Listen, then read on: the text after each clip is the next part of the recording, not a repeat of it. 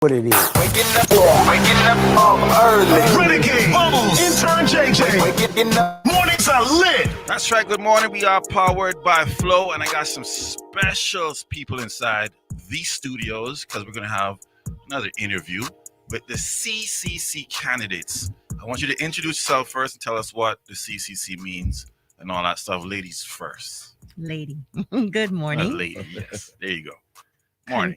Community creates country. When we build strong communities, we build a stronger country. Hmm. Who So came up with that? we are doing that morning, noon, and night. Awesome. And introduce yourself. And I'm Heather Bodden, and I'm running for the District of Savannah. And I'm Osbourne Bodden, number 1 BT East. Good morning. I'm Wayne Panton, running for my home constituency of Newlands, and I'm number 3 on the ballot. All right, welcome to Starline 2.7. As you said, I love that slogan. Who came up with that? Do we know? Well, we had the concept that we were discussing, and the focus was really on building communities. And then there was a reality that all 3 of us are ex-legislators. My colleague, Mr. Bodden, and I are former ministers in the term before this one. So we have demonstrated what we can do on a country level, on a national level. But, we had this focus about building communities, and we thought that was the area that we needed to focus on. So the fantastic team of ladies that we work with at Kelly Holding, we had a discussion around that, and they said, listen, let's just come up with community creates. So we said, yeah, that sounds perfect, and that's how we ran with that, and we're very proud of it. We think it's very effective. It resonates, and it reflects exactly what we're about, what our focus is about. Excellent. So, as you said, I know you guys were in there before. Why do you want to run again, or why do you want to run? Well, I was elected in 1995 to 2000, and the year of 2000, I was not reelected, so I just continued my community work. And while these gentlemen were elected in 2013, I continued with the community work, and I went to work for them in the office. So communities, is in my blood. Right. Community service runs very deep. So I just continue to do what I've been doing all my life, is helping others, sharing and caring and loving. So it was just natural for me to continue with what I have been doing all my life. Mr. Bodden. Thanks, John. On behalf of the group, a big shout out to our listeners out there this morning. Especially, I know you got a lot of young people out there listening to us, and we want to make sure that they understand that we're here fighting for them and those that will follow, because I've always, like my 2 colleagues, been very community minded. From high school days, I was in service clubs and district community clubs. So we feel very strongly that at the moment we are building a country but leaving our people behind. I think all 3 of us, that's a shared platform, and we want to change that. We want to make sure that our people are empowered and feel that they have the support of their representatives, and we are there fighting for them and not for ourselves. You asked the question why. I think life has placed us in a position where we are fortunate enough to be able to make a difference, to be wise enough to implement that. And, having someone, bringing Heather along with us, who has been there with us now for so many years, and admiring the work that she does in community. Families build communities, and community creates country, and that's where we're coming from. We think that we also have a good national perspective, myself and Wayne, from being in cabinet, and we're just a little bit concerned with what we see as the direction the country is headed in that the country is developing rapidly. It's developing for many people. It's making a lot of millionaires, but it's not making a lot of Caymanian millionaires, bottom line. We want to change that. So that's why we're back. All right. What are some of the top issues that you guys are running with, your agenda, your manifesto? I'll let Wayne run with that. Okay, so well, if you want my view on why I'm here, it's Yeah, because I do. let me just touch back on that, Okay. right? Um, I found that I went from private sector for 30 years in the private sector, and I got involved in the public sector at a time when the country was in crisis. So we had a huge challenge there of turning around. You know, the 2013 government that was elected, then we had to turn around the perceptions of total failure of governance, total failure of transparency. Um, we had huge economic problems. We had high unemployment, over 10%. Um, a lot of that flowed on from the financial crisis, but it was a lot of it was terrible mismanagement as well. So we had huge amounts of debt. We had a deficit budget. So we had our huge challenge. We had to work really hard. But I can tell you that it was some of the most rewarding work that I've ever Yeah. done in my life. Mm-hmm. It made a huge difference. It was incredibly empowering and fulfilling to make a difference in the lives of people. To get to know a lot of the constituents. Because remember, at that time there wasn't single member constituencies; Right. it was multi-member. So we had to cover the whole of Bodden town, and it was fantastic for me to be able to find out who all the people were that lived in all of Bodden town, and to interact with them, and to really feel that you were working hard to make a difference Right. in the lives of people and to make a difference nationally. And I think we did that successfully. I think we were a big part of the success of government at that time. But we really, we having gone from having 550 plus million in debt to having hundreds of millions in reserve, Hmm. and dealing with all of the issues and getting the country stabilized financially. We were looking forward. I certainly, Mr. Bodden and I were looking forward, and some other colleagues were looking forward to being able to pivot to a more people-centered focus, rather than just dealing with the broad national issues and trying to get business going again and supporting small businesses and supporting bigger businesses as well that were big employers. So we were looking forward to focus to pivoting to focusing on people more, and really what we're trying to do now, working on building communities. Right. And that's something that is behind my drive. And for the same reason Mr. Bodden mentioned, I've been lucky enough to be in a situation where this is not a job, this is a passion, this is something Hmm. that I want to do, and it's not that I need the salary or anything. Right. But I can use that for you know To help. part of the community building Mhm. you know intentions and initiatives that we have ongoing. So yeah, there are lots of issues. We come from the east, one of the major eastern districts. Um, so we face all of the national issues, plus we face the bigger problem of traffic issues and that Right. sort of thing. Um, then we have education, which is a major focus for us, which we feel is it seems to every election season it seems to be the same thing, same discussion about education, and this time we have to find a way to break through it. We have to not just talk about it and pay lip service to it. We've got to get people on board, and we got to involve the teachers, we got to involve the parents. We have parents that are economically stressed, Hmm. and that they're trying to do multiple jobs to make ends meet. Those who are lucky enough to do that.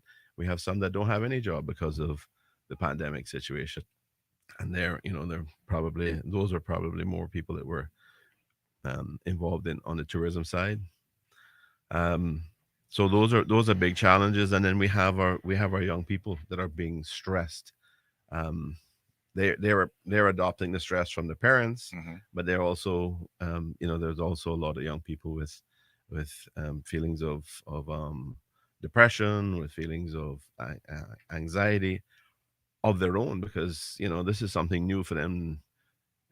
When I was a young man and growing up, and over my years, I was always aware of pandemics or epidemics and the possibility of something like this. Right. I just never thought I would see it in my lifetime or our lifetimes. but it has happened, and we have to face the possibility it can happen again, and the country has to be prepared for it. It has to be resilient. Um, and I think the closest thing we came to it was Ebola when I when was yeah health we were minister. in government together. We had this Ebola Scare. the Ebola scare where it went from some of the Central African Mm-hmm. countries and it got into the U.S. Right. If you remember that, Mm-hmm. and there was a huge concern about whether or not that could turn into a pandemic, Yeah. and we started making Serious preparations for that, and preparations. Yeah. we actually bought field hospital equipment and stuff to Mm-hmm. try to prepare and contain that if it Mm-hmm. happened.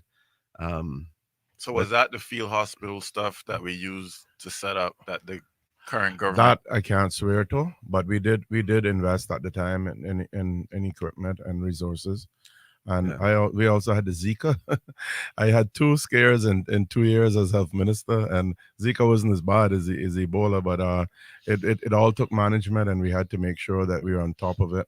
And that's one of the things that the incumbents, the current government likes to say is that we oh don't elect these guys because they'll just open up the borders and they'll be reckless with this. Nobody's gonna do that. Mhm. With that, we are Caymanians. We love our country. We love our people.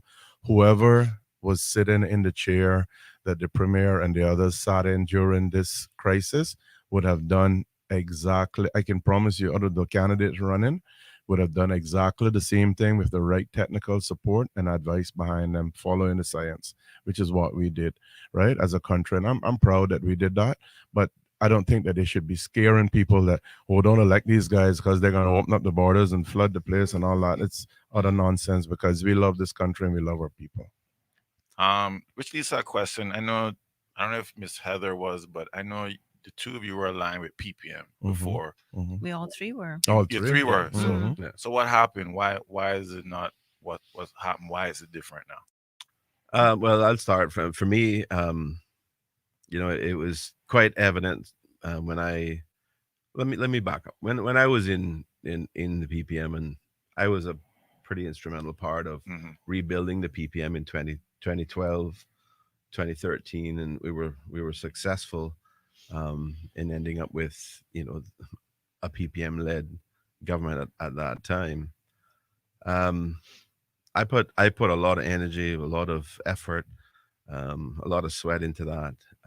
Finances too. I was well, yeah, I, Mhm. I provided some of the finances. Let's It's a not forget matter of public that. record, I guess. Mhm. But I didn't do it because I wanted. Resources. Yeah. I didn't do it for me. I didn't do it for my agenda. I didn't do it for ego. I didn't even ask for anything. Hmm. The one thing I said to my colleagues is, we need to do this to restore good governance in the country, to restore hope, to restore a sense of decency, a sense of accomplishment and possibilities for all people in the country, because Hmm. things were going downhill. So I was very proud of that, but things started to slip. I mean, we had the port fiasco that was going on, in Hmm. which I was a minister for the environment, and I was encouraging an objective approach to that. A proper objective approach where we looked at the real potential economic benefits, and we compared that to the environmental costs and other socioeconomic costs. And I felt that they were kind of drifting in the wrong direction with that, and it was more a sense of, look, we're desperate to get this done, Hmm. and we're desperate to justify it in any way, um, rather than looking at the real evidence and looking at what was being presented to us, as the facts and the likely outcomes. Um, well, I wasn't reelected in 2017, and then there seemed to be an initiative to go after what was originally a signature piece of legislation and a signature approach to protecting and preserving our environment. Hmm. Um, there was an attempt by the premier to have a national conservation law review committee set up, and whatnot, and he made a lot of statements about aspects of it being ridiculous, and there was an opinion that had been written by a local lawyer, financed by one of the big developers in Cayman, to try to attack that. And it was on that basis that they were going ahead with this review committee. Well, of course, he put me on the review committee because I don't think he really had a choice with that. Mhm. We had exactly 3 meetings before the whole thing fell apart, before it became clear that the concept and the basis and the rationale under which they were proceeding to attack the NCL Mhm. was wrong. It was I think they lost their confidence in their ability to go ahead with that and justify that. So, but all those types of things weighed on me because this was a signature thing. I mean, I was associated with it. I did public consultation across the whole country to understand the views of young people, to understand the views of the older folks, and to try to strike a balance. You know, and I promoted 33 amendments to the National Conservation Bill that had been taken forward at that time to try to address everything that I had learned in the public consultation to try to get the balance right. So it was a real good faith effort. And then I saw and understood subsequently that I had colleagues that were working against me at the same time. Mhm. I had, I think there was one of the political candidates has recently disclosed that one of the ministers at the time had instructed him to come and basically, argue against the law. Wow. I mean, that's bad faith, right? Right, That's right, bad faith. right. Let's call it what it is. Mhm. And I'm doing this not for me. I'm doing this for our children. Because I want the children that came on, I want the young people that came on to have something left that they can build on. Why should the people today who are being prosperous and are doing all these developments and stuff, why should they prosper at the expense of the children of tomorrow, the young people who are going to grow up tomorrow and be, be business icons in this country, or just enjoying what God has given us in terms of our beautiful country and environment. True. So that was my thing, and I was, that was the thing that drove me. Then, of course, the final straw was the issue with the speaker and his conviction for well, he wasn't convicted at the time. But it was pretty obvious he had issued a statement where he more or less said, yes, Right. I did it, Right. but I don't remember it, type of thing. You see, what people fail to remember is that if you get drunk and you do something, that's not a mitigating factor. That's not something you can use as an excuse. That's an aggravating factor. If you go and drive a car, right, and you get in a car crash and you're not under the influence of alcohol, more times than not, if you haven't obviously done something wrong, the police might say, well, this was an unfortunate accident, right? But if you, in those same circumstances, are found to be under the influence, the presumption is against you, right? You are then going to be found guilty of causing an accident by being under the influence. So anyway, that was a major thing for me, and I tried to engage with the leadership at the time. And I said, look, this is what I think. This is how I think you should approach this. I think you need to demonstrate leadership in the country. You need to demonstrate to the young people that, we are prepared to set an example. And I was basically told, look, this is not your government. It's my decision. It's my responsibility.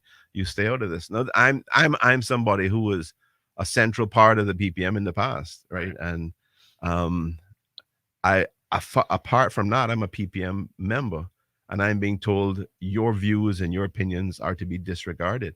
And I didn't see any act. There was no public discussion. There was no meetings of the party or anything going on. So I said, look, this is enough. If you think you're going to be a one-man band and you're going to dictate everything that happens for political expediency, fine, I'm out. Right. So that's how I came to leave. Don't get me wrong, from an ideological perspective and the constitution of the PPM and stuff, there's a lot of positive stuff there, right?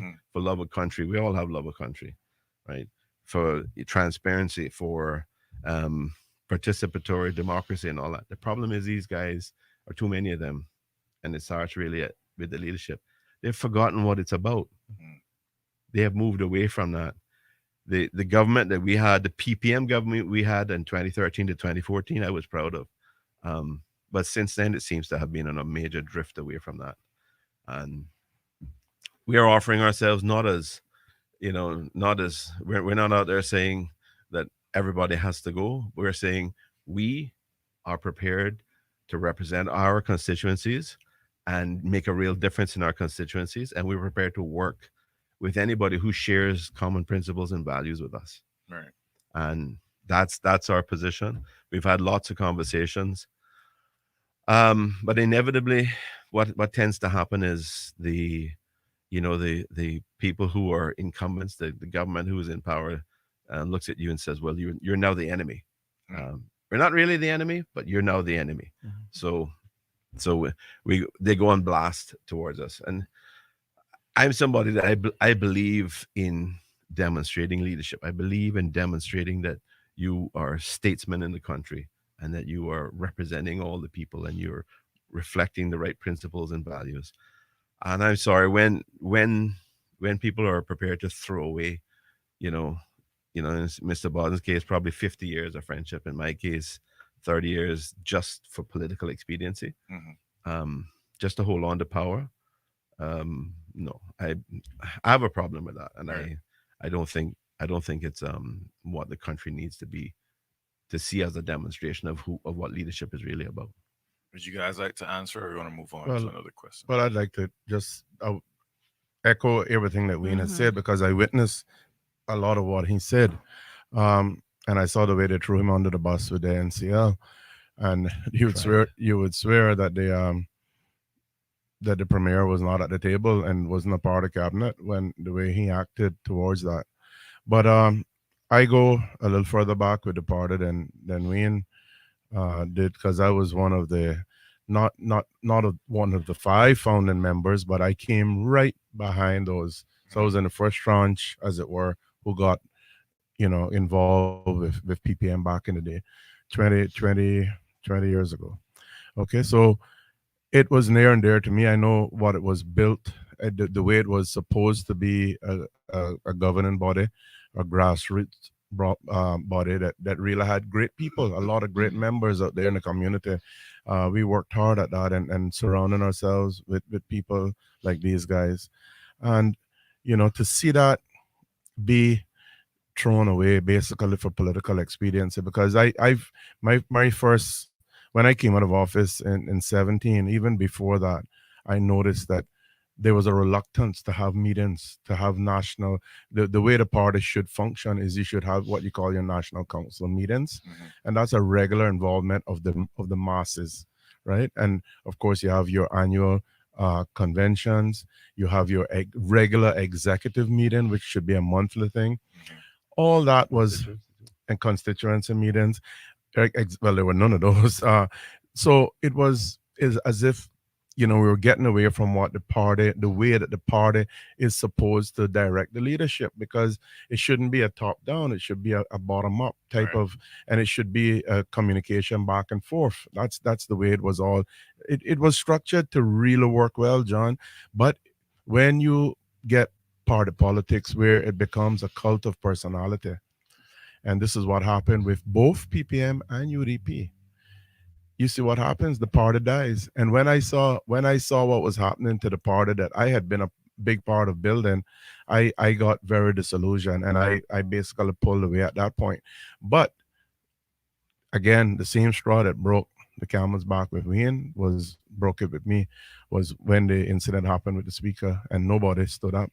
Not even the ladies in the group stood up.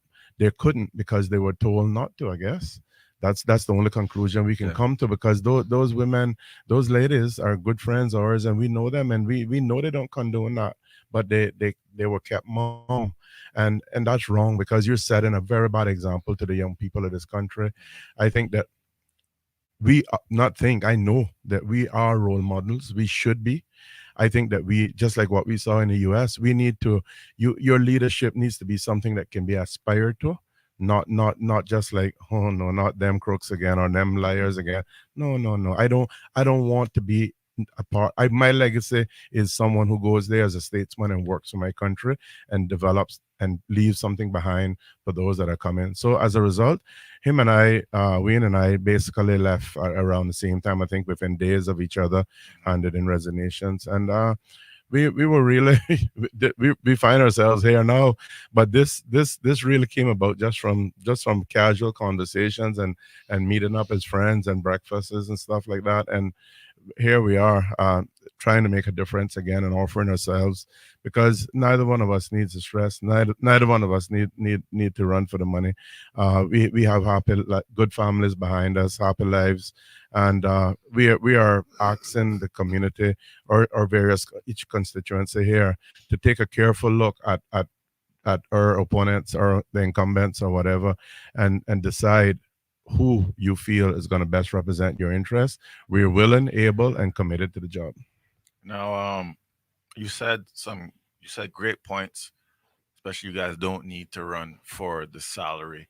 So one of the top issues is cost of living. They're saying Cayman is one of the most expensive in the world. How do you guys plan on tackling the cost of living? Well, there's no question, right? Cayman is a wonderful place. We all know that Cayman. Many people in the world view Cayman as paradise. That's why we're so popular. That's why so many people want to come here. But we are also 600 miles away from the nearest big port that supplies us. We don't have two-way traffic. We have ships that come in full of stuff and then go back empty. So we're paying for both ways, right? That's an unfortunate reality. We're also, when things happen in the supplier countries, which is typically the U.S., but it comes from all over all over the world. We get supplies coming in through the U.S. and then it comes here. We end up adopting the inflation that exists there. So, Cayman has limited ability to produce, limited ability to grow on the kinds of scale where you get economies of scale and you can reduce costs and stuff. But there are things that we can do. I mean, when we were in government, we were part of the decision, for example, to roll back fuel duty, which had been put back to 75 cents. We put it down to 25 cents. We rolled back the fuel duty on cars as well. There is not one single thing that we can do to address cost of living rate, but there are a number of different strategies. Some of them small, but they add up to things that are meaningful. Right. One of the biggest problems right now is young people in particular feel that the country is racing ahead, and there's all this development going on. Property values are going up, and they're not able to participate. They feel like the Cayman dream is racing away from them faster than, even if they're getting a great education, faster than they can get educated and be able to, catch up to it. Right.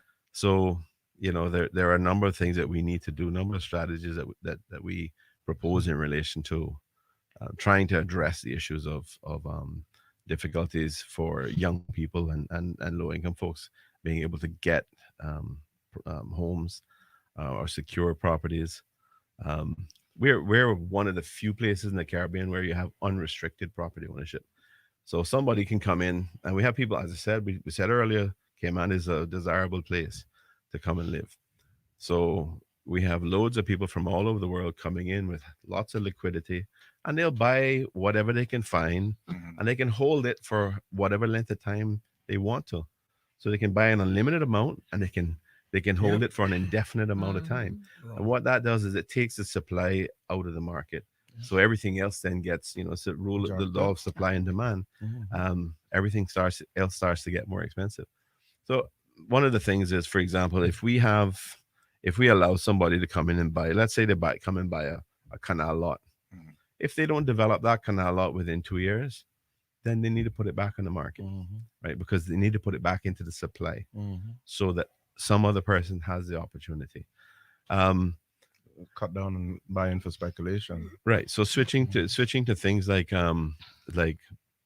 low income families that we all recognize now. Remember, we've just gone through 2020, which highlighted a number of things. Right. And that is, the folks that we typically think of as constituting the lower income families, those are the ones that we've actually decided are essential, right? And they're essential workers, the people who come and pick up the the garbage every day, make sure that we have clean environments, and Mhm. those are all essential people. That the nurses, um, those people ought to be able to participate in the same way, and we should have programs and initiatives which help them to be forget about the fact that they're not earning $50,000 a year each. Mhm. Um, they're good people. They're performing valuable services.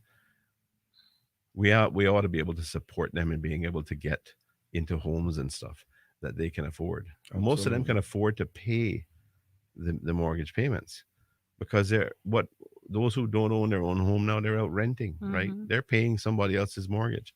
The difficulty they have is that it's difficult when they have a Deposit. family with kids. It's difficult for them to save money and to save enough money that's required. So the government had this program called the Government Guaranteed Home Mortgage Assistance Program back in 20. But it was in the early 2000s. It was or mid 2000s. It was put in place. Um, and then the government of 2009 to 12 canceled it, I think, in 2012. Um, we were told, and I mean, Mr. Bodden and I were told when we were ministers, that this program was being brought back into effect, restarted. Um, it wasn't something that was within our lane, but we took it as in good faith that this was happening. I was shocked to find out earlier this year Mhm. that program had never been restarted. Not in the year and a half that we had left when we were government in government after we were told it was coming back, and not in the 4 years since. I don't understand why. That program was designed where government would actually guarantee basically the first 35% loss, 35% loss on a mortgage. That's the same as somebody saying, okay, I've saved up Right. 30%, and here's my The equity down payment. contribution, my Yeah, Right. down payment on a mortgage, which is what blocks right? home And ownership. that's the thing most of our people don't have. They The they down don't have the payment. Right. savings for the down payment. Right. So we have loads of and we fought hard. We fought hard, and I can tell you, I don't want to get into some of the details, but there were some really innovative things that I was involved with. Minister Archer was involved with at the time that we contributed significantly to government's current reserves. Um, and the reserves, have put us in a really good position to be able to weather this pandemic. Mhm. But why are we not utilizing some of these reserves for programs like GGHAM, which are designed specifically to try to help our people? Remember, I said earlier we were looking forward to pivoting to a Right. people focus, our people focused approach, because we had worked hard to get to that point. But I don't understand why we haven't had it. Yeah. Instead, we have had what continues to be and appears to be a focus on the corporate side of the world, rather than trying to find ways of making sure that it's balanced. That yes, we support the businesses that are employing people. Yes, we make sure that they are in an environment where it's competitive and fair and they can prosper. But at the same time, let's put in place the programs that the rest of us fought to be able to afford, so that people can benefit. We got to take care of our And people. Yep. So there's a lot of things. There's a lot of little things that we can look at, in relation to, and there's still some things, in terms of custom duties and stuff that need to be rationalized. I mean, there are things that I think we appear- need to remove some of the essential items. yeah, There's still stuff that is being charged that we don't need to charge. yeah. I mean, But that's what I want to talk about. I've been interviewing. This is probably the third election I've been doing radio. Mhm. And I've learned throughout the years that there's a lot of great laws that have been put in place. As you just said, you mentioned some stuff that you guys have done great work. Mhm. How do you enforce it? Who's responsible for enforcing these great laws that you guys put so much work into? So if you get back in, how do you enforce that it sounds like we have a lot of great programs and laws already in place. It's either not happening or not being enforced. Well, What is your plan for that?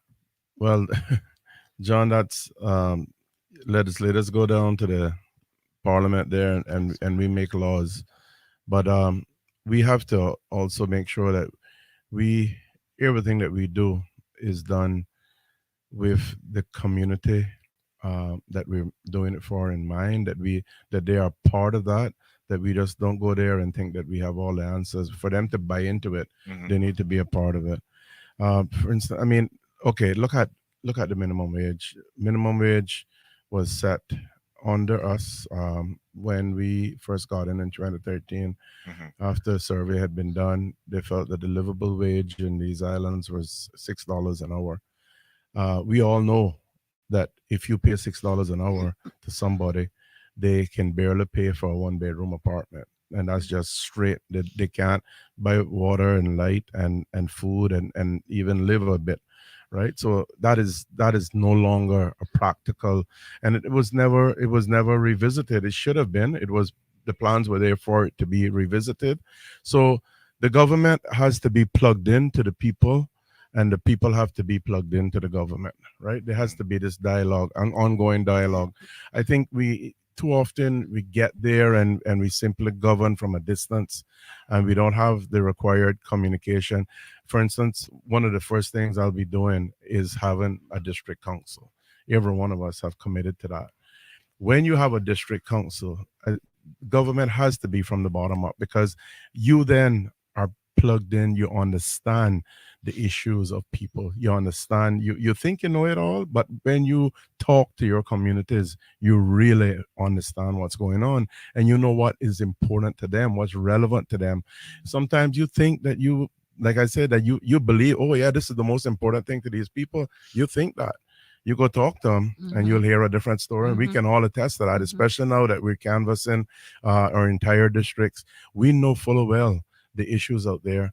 And therefore, our programs and our plans and our laws have to come from that.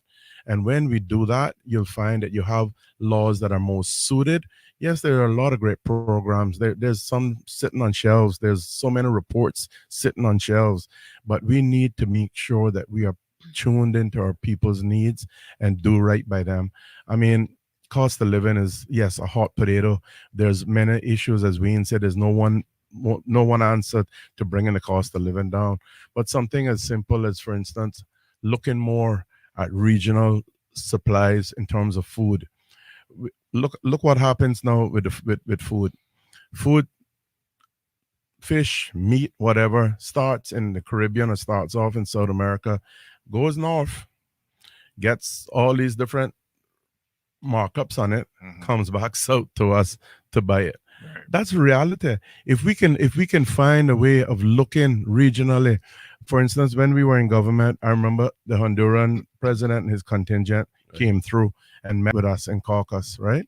And the whole idea behind that, the initiative behind that, was for us to see if we could source stuff, ground food as well as fish and meat and everything else, directly from Honduras. I don't see why we can't.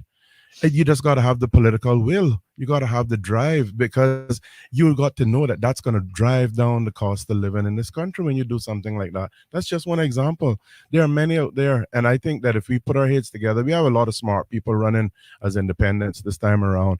A lot of smart people who run businesses successfully, and people who are committed to the task. I believe that if we sit down, there's some experience like us, which you have to have that blend of experience. You can't change an entire parliament and hope that it's going to work. It Right. just you have to have some experience there. And you put us at a table. We have a think tank around us, because I think the country needs a think tank, not just the government, but I think the Mhm. country needs a think tank. Come up with some innovative ideas.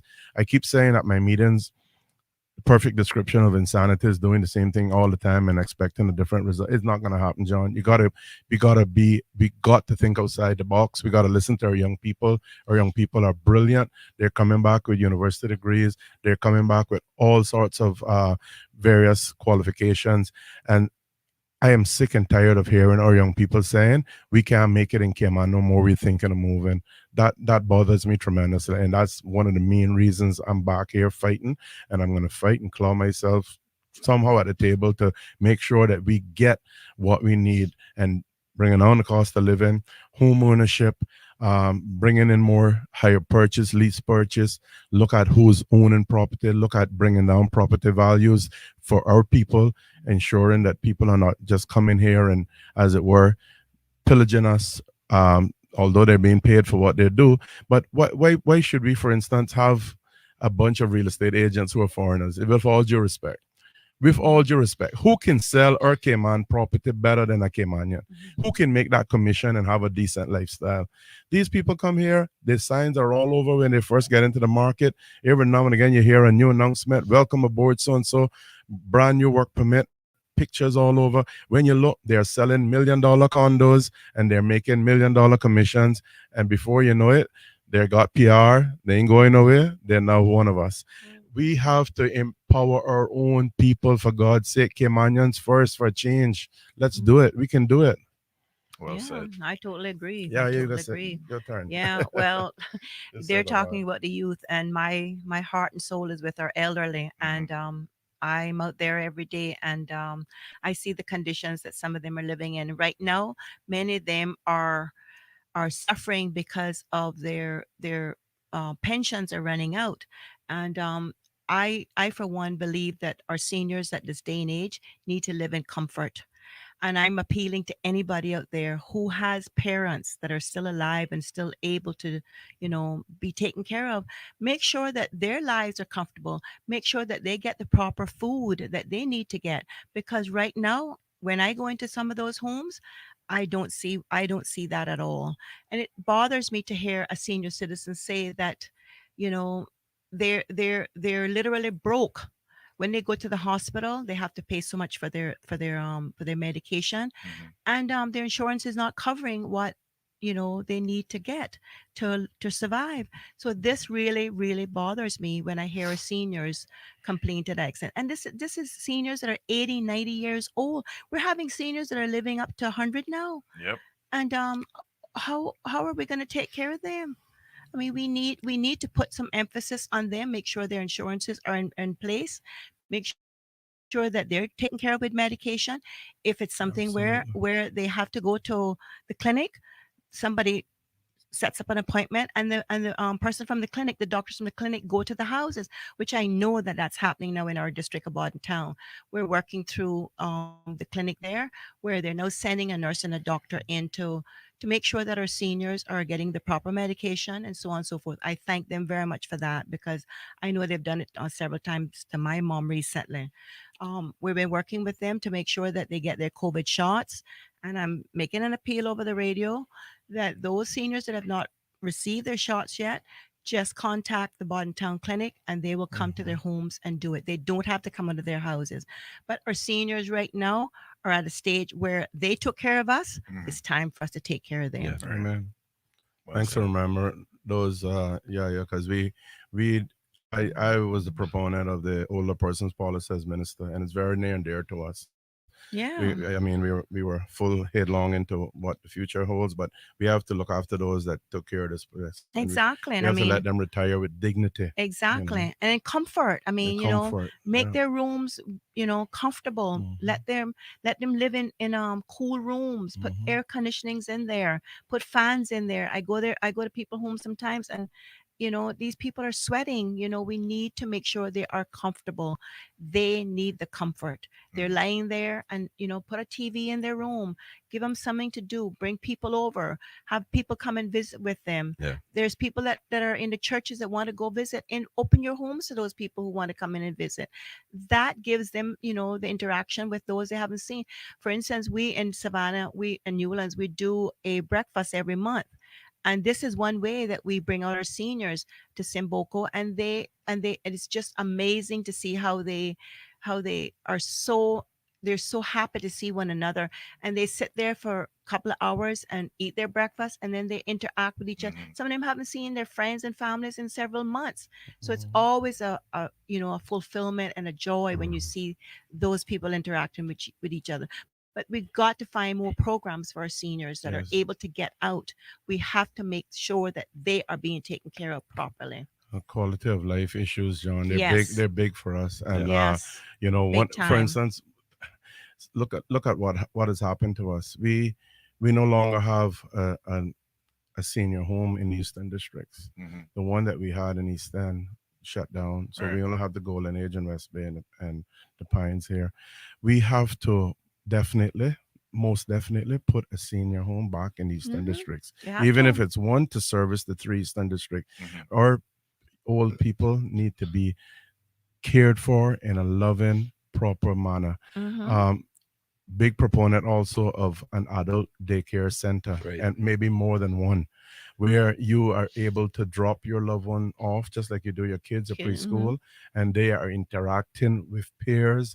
They are also able to school, for instance, you can take school tours with your primary school kids. Let them talk to these older people.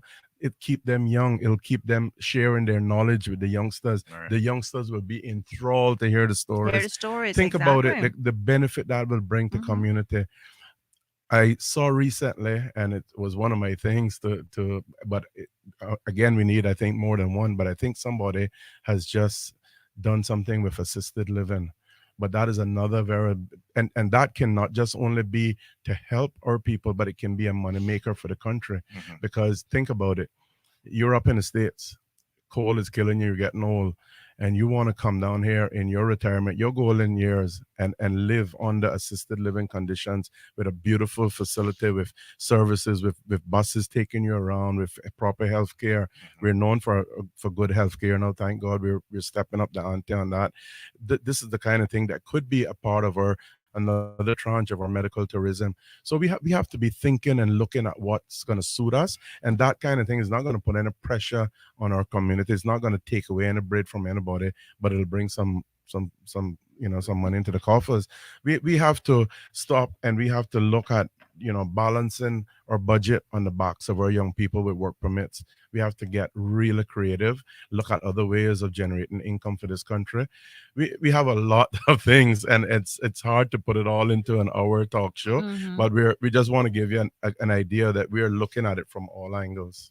Community creates country. It does. It does. Yep. It's And it's good to hear that. I mean, as you said, like you wanted to pivot, but you didn't get the opportunity to No. actually go into it. But I was going to ask you, was your thoughts on the future of tourism? But And you just and you ju- and you just mentioned before that. you answer that question, Yeah. or ask it, remember what Wayne explained, but what he didn't mention was the famous FFR, which he alluded to. But what that meant was that we had to pivot and put the country on even keel, but we were restricted from spending. So in Right. that 4-year term, all of the things that all of us wanted to do, we simply could not do because we had serious financial restrictions. When we lost office, man, those guys had it made. They could, and we don't know what happened to the programs. They were simply looking to put a port on us. Thank God that didn't happen, because here comes the pandemic. So Mhm. God is good for that. But anyway, you were No, asking another you're right about question. us. Yeah. I was about pointing that out, and that was I did allude to it, but Yeah. Mhm. that the FFR he saw was a framework for fiscal responsibility, where Right. the UK had to approve our budget. Yeah. So we couldn't just spend whatever we wanted to. We had to effectively be under austerity measures at the time in order to satisfy the UK's requirement that we take the steps we needed to meet the ratios that were set out under the PMFL, um, which don't need to go into the name for that, Mhm. but Right. um, so we accomplished that by, I think, by the end of year 3. Yeah. And then we were moving forward with the plans, And multi-year budget and and all that stuff we yeah, started. multi-year budgeting, and so it was a lot that we were doing. We were looking, certainly I was looking forward to, Yeah, and it was going to I be know it was a exciting. shared thing with at least 3 or 4 of us, Mhm. that we were looking forward to being able to pivot to doing the things in our communities that we wanted to actually get done, to make a real difference. I mean, why it's like, it's like going to have a great career, and you work really hard, and Mhm. you earn a lot of money during your career, and then you go at the end of it, you go, okay, I'm not going to spend anything. No, that's the time when if You you enjoy work it. really hard, Yeah. that's when you say to Yeah. the people of the country, Yeah. okay, this is what we want to be able to do for you now. Mhm. Now we can focus, we can address the inequalities, we can address income inequality, we can address, better address issues in relation to cost of living. We can put in place programs that can help support young people, to support the lower income people being able to get their own housing, and as Heather said, we can support the elderly better. Yeah. I mean, Mm-hmm. our elderly should not, in a country that is regarded as a rich country, we should be able to support our elderly. We should be able to support our young people better. They should not want for anything, and we should be able to still support the middle class. You know, the middle class are they should be. We should have initiatives and policies in place that they're strong enough that you don't have to do that much for them other than give them opportunity and give them a fair and level playing field. The elderly need to be looked after. The young people need to be looked after in education and opportunities. So those are you touched on an important point earlier, talking about laws and initiatives and whether they're enforced and whether people get it done. One of the big problems that I saw with government was just execution, right? A commitment to execution. There's always somebody who is going to say, we can't do it like that. Or we can't do it. And you say, why can't we do it? Well, we can't do it because we didn't do it that way before. But no, we don't have to do it that way before. We can, the way we did it before, we can do it a different way. We can do it a better way. I mean, I remember simple things like I would draft resolutions to file with the LA, and then I'd get it back from the secretary, and somebody has changed it. Well, who changed this? Oh, somebody else over here changed it. But why did they change it? Because they that's how they did it 10 years ago.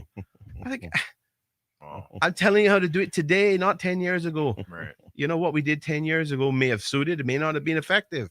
We want to do it differently today. We need to make things better, make things more efficient, make it more productive. And a huge amount of the problem, I think, to me, is execution. As elected members, right? You know, if you're the government, you're the elected members, your job is to create policy, and your job is to make sure that policy is implemented. Big part of it is consultation, making sure you understand the various issues, you understand the suggestions from everybody about how to get something done in the right way. That's the policy that you come up with. Then the implementation is the harder part, because you then got to make sure that over a longer period of time, it is implemented properly, and you measure you check along the path that you're predicting that you're going to go on, to make sure you're on that path, to make sure you're going to end up where you say or think you're going to end up. Too often that doesn't happen. It's just like, let's go ahead. Somebody else's responsibility to implement it. Now I'm going to go look for another photo op where I can say I'm sticking a shovel in the ground, or I am announcing a different policy. No, you can do all that if you want to, but you got to make sure that the policies and initiatives that you come up with today or tomorrow or yesterday are still being implemented properly and fit for purpose. And but you have to, sometimes you may have to evolve an approach because some new information has come up or circumstances have changed. So to me, that's always a big issue. Too many people are always looking for the next photo op rather than making sure that what they were committed to doing is actually being done and fulfilling the intentions and achieving the objectives. Yeah, it's, the many interviews that I've done, that's what I've noticed was the common. Great policies, but no one executing them or enforcing it. We've come to our time, but you guys can tell them when's your next meeting, how they can reach out to you, all that good stuff. So I have a meet and greet this evening in Newlands Heights Park at 7:00. That is a park which is at the intersection of Elderberry and Hemlock. So I'm looking forward to spending some time there with some of those wonderful folks. It's a park that I found in complete disarray, particularly over the last year. And I started working on it and cleaning it up and fixing the place, fixing the fences, taking the trees out that had broken down. And, we're going to get that park reinstated with great recreational equipment for our kids and fitness stations for our adults as well, so that they can both participate. And I'm looking forward to getting that done. But this evening, we're going to have a good time. We're going to have friendship. We're going to have fellowship. We're going to have a good chat. It's not going to be politically heavy in terms of, any grand speeches or anything, but it's about talking to people spending a bit more time just talking to the families and the families enjoying themselves. And we're going to have refreshments and food and all that sort of stuff. So looking forward to that. Yeah, I'm gonna have a neighborhood we had our neighborhood meet and greet last night in the Spots Julians area. Nice turnout. A lot of kids came out and participated in painting their Easter eggs and their Easter baskets. So that was a nice family event. My next event's going to be the neighborhood, Savannah Newlands neighborhood. That's going to be North Sound Gardens on Tuesday, April the 6th, where we're going to have some jerk chicken and rice and all that sort of good stuff. And we invite the people from the North Sound Gardens to come out and spend some time with us. And then the Saturday, April the 10th, I'm going to be having another breakfast at the Simboco Country Corner. And then we're going to have an open house on Saturday, April the 10th as well at the Avenue Community Office. And then on the 13th of April will be when our roadside rally will take place. So all these events are posted on our website, which is called www.vote4community.ky. So anyone looking for information on where we're going to be in the next couple of days, as we know, Easter's around the corner. And I'd like to just, send a shout out to everybody. Have a safe and happy Easter. Do what you all have to do to stay alive and well, and just be safe, because it's going to be a lot of people on the beach. There's going to be a lot of people out in their boats. And I was listening to the radio coming down this morning. The police are appealing to everybody to do their best to make sure that they don't do what they're doing under alcohol. Right. Take a break and just relax and chill. Good, John. First of all, I want to give you a big shout out here at 92.7 for the work you do. As a fellow Bodden towner, proud of you. Thanks. And thanks for this opportunity. Before I wrap it up, I'd like to say the other reason that I'm back is you know too well, because you come up to my place all the time and you drive through, how central Bodden town looks and what hasn't been done there for so long. And I want to be given that opportunity to make a real difference. I have a huge vision on the revitalization of that area. I think everyone knows that the current representative, the representation we have, leaves a lot to be desired in Bodden Town East. And I believe that I can put my heart and soul, along with the support of my people, my district council, into revitalizing and really restoring the pride in Bodden Town, where I grew up. So that is another big part of why I'm back. And I'm looking forward to representing those good people come the 14th of April. I have a meeting tonight in Belford at 176 Sitwell Road by Ivor Hart's residence, and we're looking for a good turnout there. It'll probably be my last area meeting with the short time frame that we have, because I have a Zoom meeting next week, and I think that's on Wednesday next week, 7 to 8 p.m. There's a Zoom meeting, and we have on April 10th, I also have a breakfast morning. I don't have a country corner, so I'm using Grapetree Beach.